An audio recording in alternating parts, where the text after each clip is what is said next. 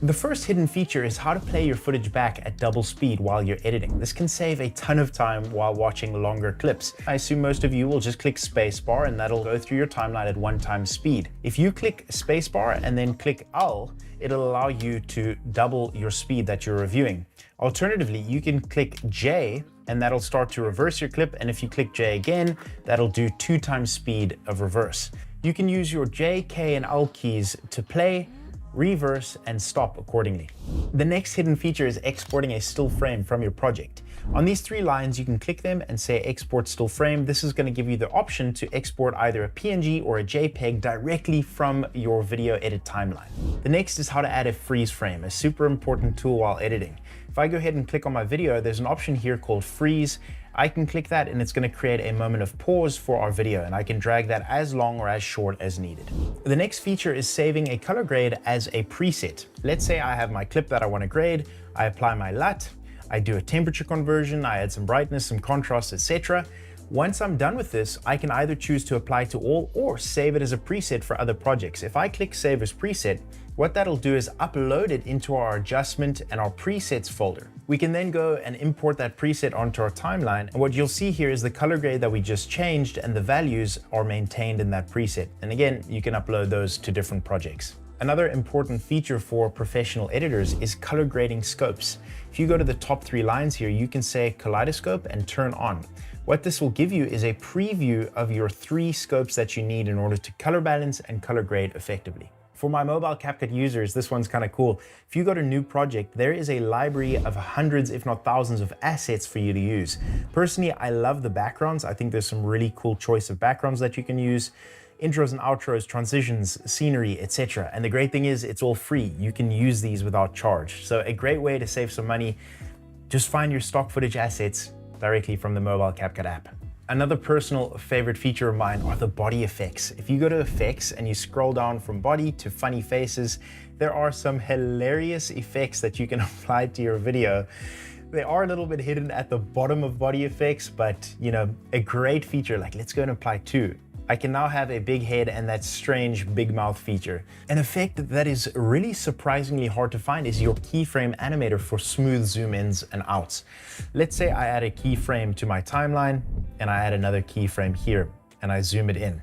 If I just play this, you'll see that our timeline kind of zooms in linearly and doesn't have a smooth effect.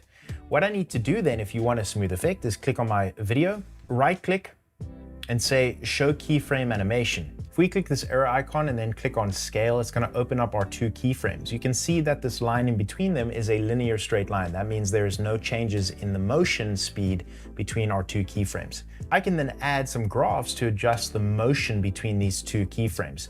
Now all of a sudden we have a line that takes a bit of time to warm up, and as we reach the end of the zoom, it smoothens that out a lot more. Once you're done animating your keyframes, right click on your clip and say hide keyframe animator. Another hidden feature, but a super important one, is a volume meter. You'll see here CapCut has this kind of excuse for a volume meter under our video here. What's great is if I click that once, it's going to open up our more comprehensive volume meter on the side.